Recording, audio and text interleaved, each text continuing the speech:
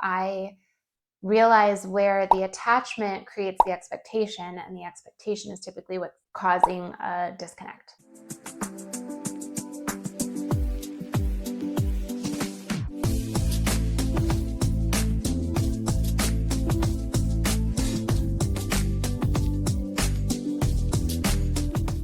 Okay, a couple weeks ago, I shared a little bit about boundary setting and my definition of non-attachment, and how that has had a major impact on, ooh, did you just hear that? It's like my shoulder. And how that has had a major impact on my relationships across the board. And I wanted to talk a little bit more about non-attachment and how that has created an awareness point of the ways that I unintentionally create attachment in my life. I think there's a lot of dialogue around attachment being quote unquote bad, and I don't see it that way exactly. For myself personally, I realize where the attachment creates the expectation, and the expectation is typically what's causing a disconnect. And I have watched this happen in a multitude of ways over the last year, especially.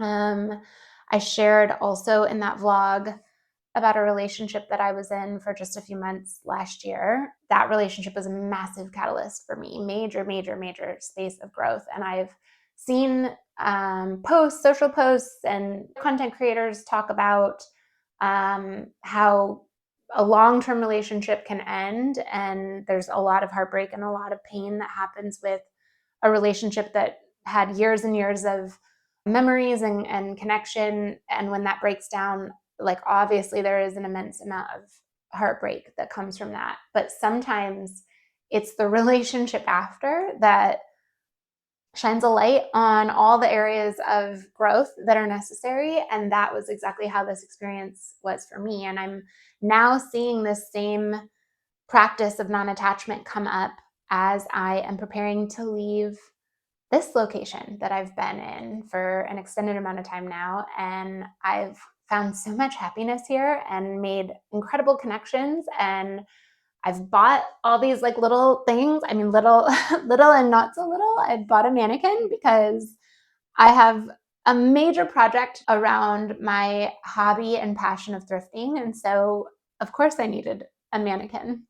Of course, as a digital nomad who is traveling with 2 suitcases and a backpack, of course, I needed that. And so being able to practice non-attachment even as I get ready to relocate and start traveling again, and looking at now options of my next destination and how much time I'll be wherever I'm headed. And I really feel this internal cling on to stuff, tangible stuff, where I feel like, man, I want this mannequin. I really want to keep it, and I want to figure out how I'm going to be able to get it to where I'm going, or put the things that I've accumulated in storage so that I can keep them. And so being able to start to recognize how that shows up in life, some of it has been outside of my control. And so I've had to learn how to practice non-attachment, because something at some stage I was incredibly attached to has left.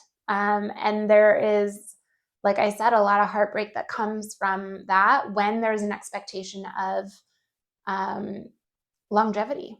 In romantic relationships, that has come up. I'm divorced. I've shared this before. I was married for 4 years and I was divorced in 2018. And I, at that time, really felt a major disconnect between how I had saw my life going. I had every intention of spending the rest of my life with that person. I think at that stage, I got married fairly young. I think it's all relative, but now thinking about how much I've grown and evolved since then. I got married in 2014, so over a decade ago, 12 years ago. And I think about who I am today and how I would have possibly shifted my expectations around that commitment. I still feel strongly there's so much value in the commitment of marriage. I'm not negating that commitment and that path.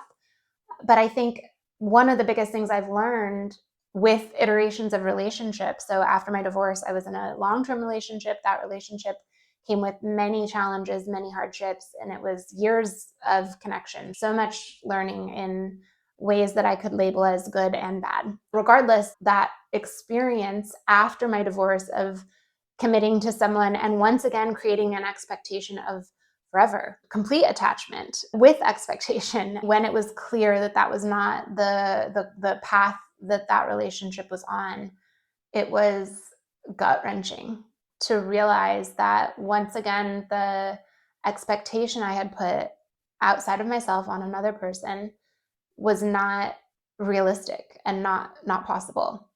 And I really grappled with that. I really clung on to that for some time. I would maybe say years, and that is really hard to acknowledge. It's really hard to reflect on the attachments that kept me in a loop with someone when I deep down knew in some way, on some level, and I feel strongly that person also knew on some level that that was an unrealistic expectation. But I wasn't able to let go of that attachment. It took me so long to get to the point of letting go. Unfortunately, what I've experienced in my life is the things that I cling on to the tightest are ultimately the things that create the biggest heartbreak in the process of letting go of the attachment, because we want it the most. It's something that we create a lot of inner dialogue around. That process last year after that breakup in 2024, and then recognizing even in the ways I wanted to connect and date, I was repeating the same patterns. I was attaching. And it's easy to project that out onto other people. I think we read a lot of stuff, at least I do. I see a lot of stuff on social media around um, attachment styles, avoidant, anxious, combinations of the two, all these other words and labels. There's so much narrative around narcissism and love bombing and behavior patterns that we all have the capability of creating. We are humans. And so our wounds, our triggers, then are projected onto the people we love the most, unfortunately, until we take the time to really heal those things and step into relationship with more consciousness and more intentionality. In this chapter of my life now, starting to put myself back into connection platonically, romantically, professionally, and seeing how my ability to have connection and be present, but remove as much as possible attachment and expectation, most importantly. I genuinely recognize that even things we love the most, people we love the most, opportunities we love the most, careers we love the most, there are endpoints for almost everything. In my desire to remove as much as possible the heartbreak and the suffering that, oh, one of my little flowers just broke, which I kind of knew it was going to. For me, one of my goals as I continue on my life's journey is to remove as much as possible my choice of suffering. And I think even that language is maybe a little bit triggering sometimes to hear. There's a rabbit hole there around what that looks like and why we choose suffering. In my belief, it's subconscious. I can definitely reflect on myself and moments that I have chose victimhood, recognizing that in everything we do, we have sovereignty. We have a voice of authority, and we're able to actually let go, drop the rope, so to speak. I've shared this with a few friends in different capacities around the idea of tug of war, the game of tug of war. And if you find yourself in a tug of war, all you have to do is drop the rope. You drop the rope and the game is over. There's no way to play. It requires both people tugging on to whatever it is, whatever story, whatever experience, whatever dynamic is presented. It requires both people to tug on the rope. And I have over and over and over again seen that analogy play out for myself in my life, where something triggers me and creates a tug, creates that resistance, and almost as second nature, I will tug back. I want to grab onto something in some capacity around whatever that is, especially if it's something I love and I don't want it or them to leave my life. So I'll tug on because it's important to me. And I think recognizing sometimes that when we create that dynamic, ultimately we've lost the presence and the connection that we intended from the get-go. So within relationships, even when it comes to marriage, if I do marry again in the future, I will continue to practice non-attachment. And it's not out of a lack of love. It comes from a place of recognizing that we only have present moment right now. That's loud. Confirmation. We only have the present moment. Attachment and expectation of tomorrow creates a tug, a resistance. I've seen that play out in friendships also, where I feel maybe slighted or not thought of or wronged in some way in a friendship. And out of reaction, I'll tug on that connection.